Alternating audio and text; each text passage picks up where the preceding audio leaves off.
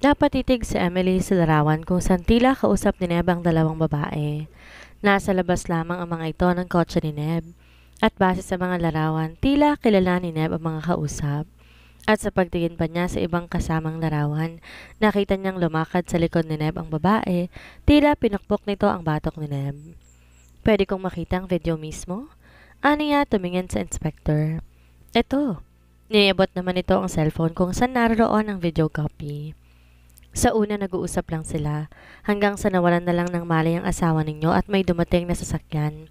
Hinihintay ko pa ang report ng details ng sasakyan yan. Base sa oras na nakuha ng insidente, wala talagang makakakita na nangyari. Kasi hindi naman daanan ng lugar at likod pa ng isang building. 2:00 din ng hapon nangyari ang insidente, kaya walang masyadong pwedeng taong pakalat-kalat.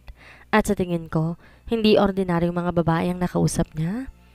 Nagawa niyang mapukpok ang batok ng asawa ninyo at parang may itinurok pa sa kanya. Hindi alam ni Emily kung anong mararamdaman sa kanyang pinapanood.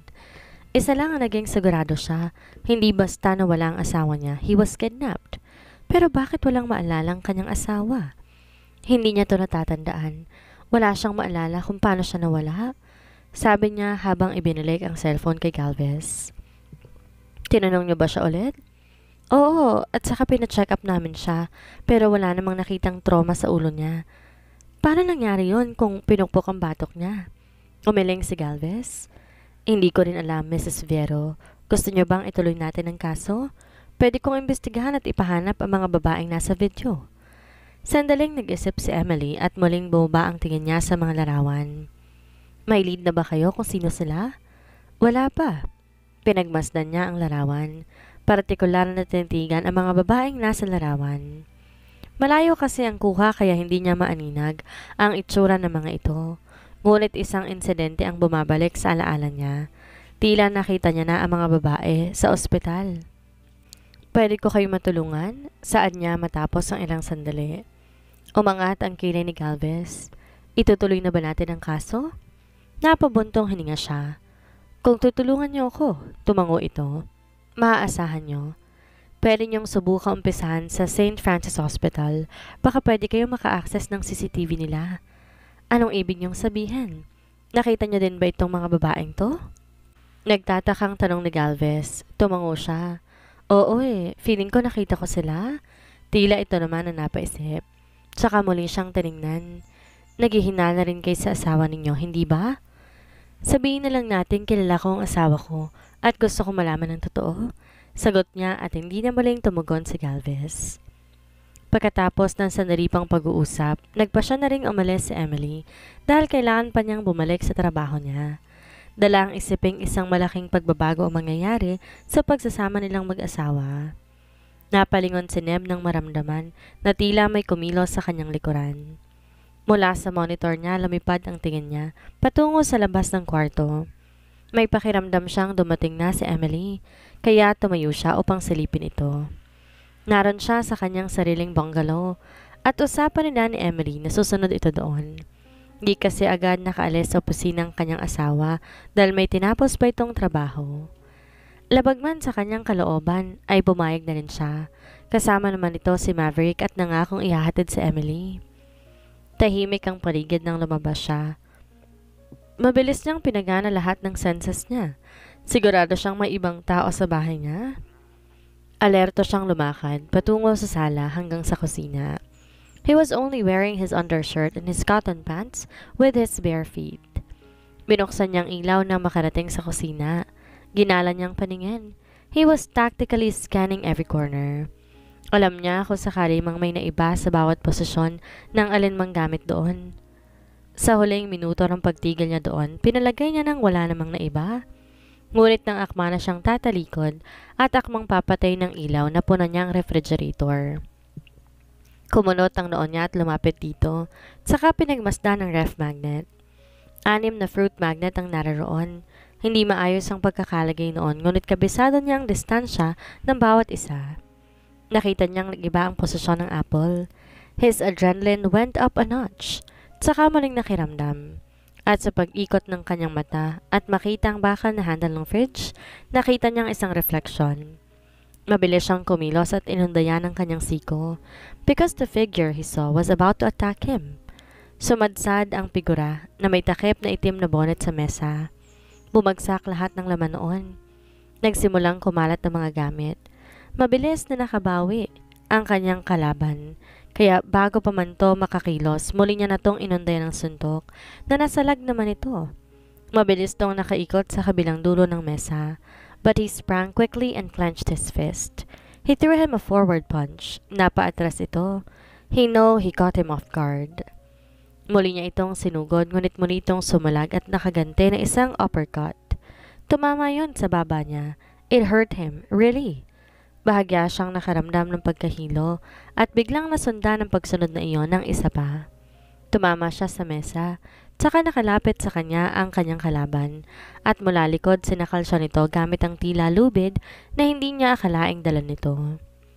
Kaagad gumana ang reflexes niya, ang iniipit ng kanyang isang kamay sa pagitan ng kanyang leeg at ng lubid.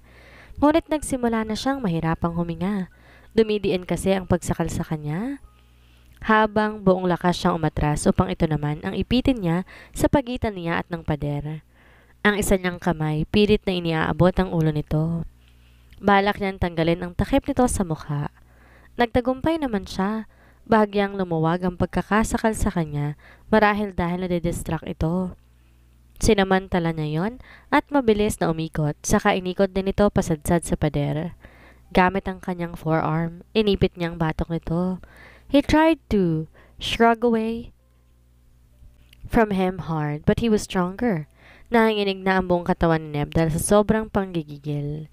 Naisa nang maubusan ng hangin ng kalaban niya, at upang mapabilis yon, inundayan pa niya yon na isang malakas sa suntok gamit ang kanyang siko.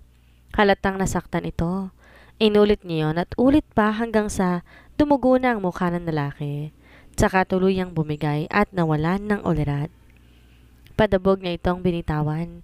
Lagpak ito sa sahig. Kahit habol pang hininga, mabilis na kumilos si Neb at ininspeksyon ang wala ng malay na lalaki.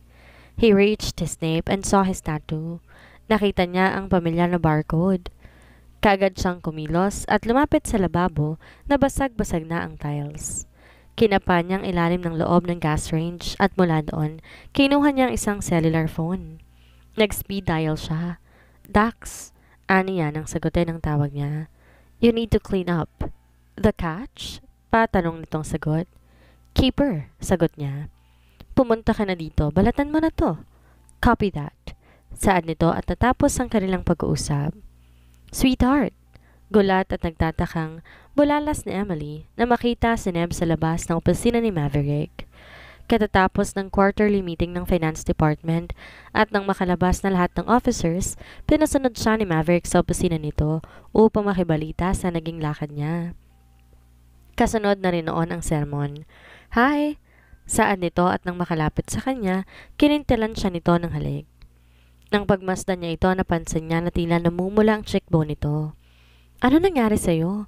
Tanong niya habang gumagala ang mata niya sa buong mata niya sa mukha nito. Napansin niya ang kaliwang mata nito. Nangingitim yun. Galing ako sa gym. Nag-sparring kami ni Rio. Sagot nito, ngunit umiiwas ang mga mata. Kaagad siyang nagduda. Neb? Fine. Nag-away. Agap nito. Away? Bakit? Takang-taka niyang sagot. Wala siyang maisip na dahilan kung bakit mag-away ang magkaibigan. Di man niya gaanong kalapit si Rio, alam naman niyang mahinahong tao ito. Sweetheart, please, wag nang magtanong. Ayoko na munang pag-usapan. Himig na nakikiusap namang sabi nito. Hindi magawang alisin ni Emily ang duda sa kanya. Ang usapan nila ni Neb sa susunod siya sa bahay nila. At ang alam niya ay naroon lamang ito, tinihintay siya. Bakit bigla nag-gym ito kasama ni Rio? At nagkasakitan pa ang dalawa? Lalo siyang napaisip. May mali talaga. She gave him a warning look but then stared away. Wala ring mangyayari kung kukulitin niya ang asawa niya. Mavi? Ani Neb, saka siya napalingon sa papalapit niyang pinsan. Hey! Saad naman ni Maverick, saka tumingin sa kanya. Akala ko yahatid ko si Ellie sa'yo. Got excited to see her? Ano nangyari sa mukha mo? Napatawa si Neb, sabay ngiwi din. Marahil nasaktan ito. Naghahanap ng date ang tiyan ko. Tsaka wala to, away bata lang. Napasipol si Maverick sa narinig. Siya na may pigil ang pagngiti. She would admit, Neb got her on that answer. Alright, sa tingin ko hindi na ako kailangan dito. Ani Maverick at nagpaalam na sa kanila. Sinundan nila ito ng tingin. Let's go. Saan? Hindi ito nililingon na niyang tinanong. Kakain. Sagot nito saka siya lumingon. Muli niyang nakita ang pasa nito sa mukha kaya napangiwi siya. Napansin niyo ni Neb. Hinawakan nito ang bewang niya. Come on, sweetheart. Huwag ka na magalit. Fine. Walang ngiti niyang tugon saka lumakad palayo dito. Nauna na siyang lumabas ng building dahil alam naman niya susunod ito sa kanya. Sa restaurant, tahimik si Emily habang kumakain. Hindi siya ganun ngunit hindi niya mapigilan. Nais kasi niyang sabihin sa kanya ni Neb ang totoo. Hindi lang tungkol sa totoong dahilan ng pagkakapasa ng mukha nito. Napatigil ang pagnguya ni Emily at napatingin sa kinakain ni Neb nang marinig ang malakas na paglapag nito ng kubyertos. Pag-aawayin pa ba natin ang pasako? Walang ngiti at aboridong tanong ni Neb sa kanya. Dapat pa ba nating pag-awayan? Balik tanong niya. Tila lalong nairita ang kanyang asawa. You are acting like you are pissed. At alam kong sa akin ka naiinis. Is it because dahil hindi ka nagsasabi ng totoo? Agap niya. Wala akong sinasabi. Hindi agad nagsasabi ng totoo? She snorted. That's the point. Ngumawi ito na tila hindi siya naiintindihan. Ellie, what? Come on, walang pupunta ng usapan na to. Just finish your food. Uuwi na tayo? Tumingin ito sa rilong pambisig. Siya naman ang lalong nairita. Ikaw na lang kumain, nawalan na ako ng gana. Ellie!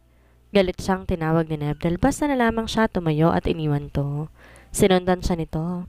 Ellie, sandali! Ellie! Lakad takbo siya palabas ng restaurant. Mabilis siyang nakalabas sa takmang paparahin ang paparating na taxi nang mahagip ni Neb ang braso niya. Stop it, will you? Sabi ni Neb at siya na may pirit na kumala sa pagkakahawak nito. Ako? Hindi makapaniwala niyang bulalas. Eksahirado siyang tumawa na tila nangungutya. Ako pa ngayon. Sino ba sa atin ang marami ng inililihim simula nang bumalik ka, ha? Sino ba? I was lost? Angel ito. Hindi mo ba maintindihan? Tungkol pa rin ba to sa pag-iwas ko magpagamot? Jeez, Ellie. Ilang beses ko bang sasabihin sa'yo na okay na ako? Wala akong sakit at wala ako ng kung ano-anong iniisip nyo na meron ako. Wala lang akong maalala but I'm definitely fine. Hindi lang to sa... What? Na wala akong sinasabi sa'yo. Yun ba yun? Damn it, isa pa yan. Anong sasabihin ko, Ellie? Eh kung wala nga akong maalala. Hindi ko alam kung ano nangyari sa akin at kung anong ginawa sa akin kung meron man. Dahil hindi ko maalala. Don't you dare shout at me. Ginantihan niya ito ng sigaw dahil lumakas na ang boses ni Neb sa kanya. Hindi ka kasi nakikinig. Hindi siya nakasagot. Napabuga siya ng hangin dahil sa tindi ng kanyang emosyon. She was close to getting mad. Really mad. Hindi niya na napigilan ng kanyang sarili at alam niya na puno na rin si Neb sa kanya. Nauwi siya sa nakakailang nakatahimikan. Tila pareho niya itong nagbabawi ng hininga dahil sa naging sigawan nila. Para ka ring seryo? Kalaunay sa ni Neb. Napalingon siya. Walang sigla siyang napatawa. Kaya ka ba sinapak? Actually, oo, sagot nito. Napatitig siya sa kanyang ama. Bahagya nang nawala ang galit sa tinig nito. Anong ibig mong sabihin? Hindi siya natiis na itanong. Ang totoo, nag-alala siya na makitang itsura ni Neb nang dumating ito. Muling nabuhay ang takot niya na baka marahil nalagay na naman sa panganib ang buhay nito. Kaya ganun na lamang ang nais niya nang baliwala lamang para kay Neb ang pag-aalala niya. Yun na rin ang nagpaintindi ng hinala niya na may hindi ito sinasabi sa kanya. We discussed about my situation. Pinipilit niya rin na magpatingin ako dahil nga hanggang ngayon ay hindi ko pa rin maalala ang nangyari. We argued hanggang sa nainis na ako. Nainis rin siya kaya eto, pasa. Napapikit siya sabay hawak sa kanyang noo. Concern lang ang kaibigan mo sa'yo. Don't you get it? Bakit pa kasi ayaw mong pumayag? Para saan pa? Ano pang kailangan malaman? Ang mahalaga naman nakabalik na ako at unti-unti nang bumabalik ang lahat sa dati. You really think? Sa tingin mo, makakabalik ka pa sa dati? Tayo? Look at us, Neb. Now, anong ginagawa natin ngayon? Nakita niya ang ginawang pangingimi ni Neb, saka lumapit sa kanya. Gusto mo ba talagang malaman kung anong totoo? Napahigit ng hininga si Emily nang marinig ang sinabi ng kanyang asawa. Napatitig siya sa mukha nito, partikular sa mga mata. Hindi nga kaya totoo ang hinala niya? Pwede mong sabihin lahat sa akin, asawa mo ko. She saw how... He sighed deeply at saka maling tumingin sa kanya. Kung ako lang masusunod, Ellie, ayoko nang maalala ang lahat. I'd rather stay like this. Kung ang kapalit naman ito, if this is the only way or thing that could hold you to me, ayokong maalala ang nangyari sa akin kung sa kabila nun, malalayo na naman ako sa'yo. I don't know. Pero ang tayong naaalala ko, ang pakiramdam ko nang malayo ako sa'yo, nung hindi kita nakikita, nahahawakan, it was hell. Ellie, kaya paano ko gustuhin maalala yon kung wala ka naman sa bahaging yun ng buhay ko? Tell me. Neb? She wanted to say something but her breath was too short. Tila tulos sa kanyang puso ang mga salita na binitawan nito, na tila kay bigat para kay Neb sabihin ng mga yon. Tila tulos sa kanyang puso ang mga salitang yon. Tinanong kita kung may tiwala ka sa akin. Oo naman, mabilis niyang tugon. Hindi niya hahayang isipin ito na hindi siya kakampi ng kanyang asawa. Pero gusto ko lang maintindihan mo na narito ako. Huwag mo naman sanang iparamdam sa akin na wala akong may tutulong sa pinagdadaanan mo. Magkasama tayo sa lahat, diba, Neb? Nangako tayo. Walang salitang inabot siya ni Neb at dinala sa mga bisig nito at mahigpit na niyakap. Kaagad niyang naramdaman ang init sa yakap na yon, dahilan upang mamuo ang kanyang luha. Why she was soft when it comes to her love for Neb. Natila kung gaano niya ito kamahal, ganon din ang takot niyang anumang oras ay mulitong mawawala sa kanya. Kahit ilang ulit pang sabihin ni Neb sa kanya na hindi mangyayari yon, tila ang araw-araw nila yung huling sayaw ng kanilang pagmamahalan. Nangako tayo, Neb. Always remember that. Bulong niya habang yakap-yakap din to. Tuluyan ang tumulo ang luhang kanina pa niya pinipigilan. Of course, my sweetheart. I remember that. In fact, yun lang lagi kong tinatandaan. Sagot nito at lalong humigpit ang yakap sa kanya. I need updates. Kaagad nasabi ni Neb na makapasok sa conference room. Nagtungo siya sa opisina ng autocrib. Nakita niya si Rio na tumingin, ngunit kumunot ang noo na makilalang kausap. Kamusta, loser? Bati sa kanya ni Brian na hindi niya alam kung bati nga ba yon o pang-iinsulto lamang. Anong ginagawa mo dito? Hindi ka pa dapat babalik? Kunot na kunot ang noon niyang tanong. Ano nangyari sa mukha mo? Nagpabugbog ka naman agad. Sinagot siya ni Brian ng tanong at nangaasar pa. Umismid siya. Si Neb ang nakaengkwentro ng keeper na sinabi ko sa'yo, Brian. Pinasok niyang bahay nila ni Ellie. Si Rio ang sumagot. Si Brian Oliveros, isa ring agent katulad niya. Magaling ito at isang elite agent ng New Society. Yun nga lamang hindi niya to kasundo sa ilang bagay. Bully kasi to at masyadong bilib sa sarili. Oh, okay. You need updates, right? Sabi ni Brian na hindi naman niya pinansin. Instead, he faced Rio. May location na bang seller? Tanong niya ngunit hindi umimik si Rio at tumingin kay Brian. Good question, ani Brian sabay talikod. Sumunod si Rio at nilapitan siya. Alam niyo, nahihirapan ako sa isang to Brian, update ang hinihingi ko. Agap na dito. Nagsisimula na naman kasi itong dumaldal na hindi naman kailangan. Tumingin ito sa kanya. Ikaw, ang ingay mo. Tugon naman ni Brian na tila napikon pa sa sinabi niya. Akma itong lalapit sa kanya ng pigilan ni Rio. Napabuntong hininga siya. Brian, wala akong oras sa kalokohan mo. Kaya pwede ba? Say please first. Nakangisi nitong sagot. Mariin siyang napapikit upang pigilan ang inis na nararamdaman. Di na maganda ang simula ng araw niya dahil matapos man ang pagtatalo nila ni Emily, hindi pa rin sila maayos. Kinakausap nga siya ng asawa niya ngunit ramdam naman niya ang lamig sa himig nito. Kaya nakakaramdam siya ng pagkapora sa paghahanap ng seller at malaman niya kung anong kinalaman ni Emily sa misyon nila. Brian, enough. Si Rio na ang nagsalita na makita marahil nitong hindi na siya natutuwa. Nagkibit balikat naman si Brian. Okay, Maybe next time na lang ang please mo? Tinignan niya na masama si Brian at saka umiling. Nagkatinginan na lang sila ni Rio. Tsaka nakitang kumilos si Brian patungo sa monitor at may pinindot sa virtual keyboard. Name, Michael Danes. American. Keeper siya na naka-assign sa Australia. Nasa kanyang cellar for 6 months pero nakatanggap ng order na relay. Kaya ipinasa ang cellar sa ibang keeper. Nakipag-meet siya sa Macau at doon niya ibinigay ang cellar. Wait! Pigil niya nang biglang may naalala. Keeper ang nahanap mo sa Macau pero walang cellar? Paano nangyari yun? Well, malas natin, ani Brian. Natunugan nila tayo, kaya bago ko pa sila nakita na itago na ng keeper. Isang keeper lang sa isang location. One thing that we are sure, nasa Macau pa ang cellar. Si Rio. Napaisip si Neb kaya napasandal siya sa mesa ni Rio. That's also my theory. I have a hint na itinago ng keeper ang cellar somewhere in Macau. They have authority and money for that, ani Brian. We have to go to Macau. Book me a flight, Rio. Saad niya na kaagad namang ikinakunot ng noo ni Rio. Anong sasabihin mo sa asawa mo? Tanong nito. Business trip. Tayong dalawa. Sagot niya. Nakita niya naman ang pagtawa ni Brian. You know you can't do that. Shut up! Naniningkit ang mga matang saway niya kay Brian. Tama si Brian. Hindi tayo pwedeng mawala pareho? Si Rio. Hindi siya nakatugon at nauwi sa mas malalim na pag-iisip. Kailangan nilang maunahan ng brainchild at ang society na makuha ang cellar. Ako na lang, sabi ni Brian. No. Pagtanggi niya. Pero bakit? Nagtaka naman si Brian saka tumingin kay Rio. Dude, did you feed him his needed updates? Mukhang walang muwang tong isang to. What the hell are you talking about, Oliveros?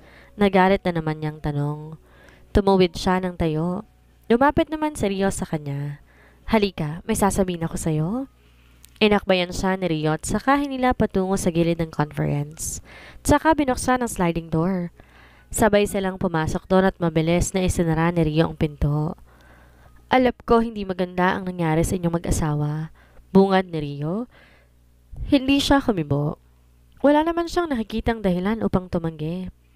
I filed an investigation on Inspector Galvez gaya ng request mo and something popped out.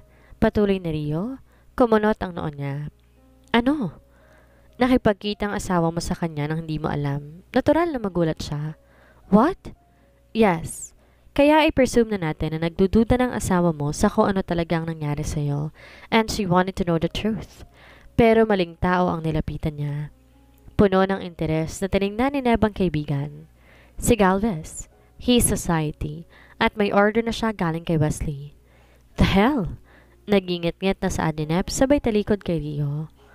Tumingala siya at saka humugot ng pagkalalim na buntong hininga. Alam niya ang tungkol sa nangyari sa'yo.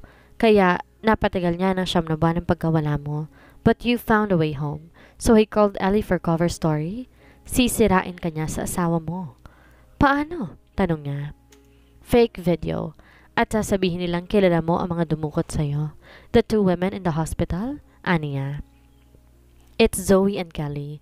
Brainchild sweeper na nakabase dito at strictly, si Ellie lang ang binabantayan. At kapag nakita nilang may threat sa buhay ni Ellie, subject agad for dismissal, it's a kill. One more thing. Kakaibang klase ng sedative ang inanjak nila sa'yo. Kaya hindi ka pwedeng pumunta ng Macau. Si Brian ang bahala doon.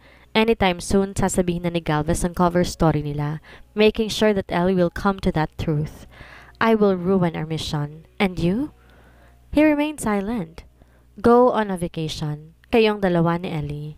Di na natin mapipigilan ng pagdududa niya. Wives are in good instinct, especially the good one. Sabi pa ni Rio na hindi niya tinanggihan. He has to make her wife fall in love with him again.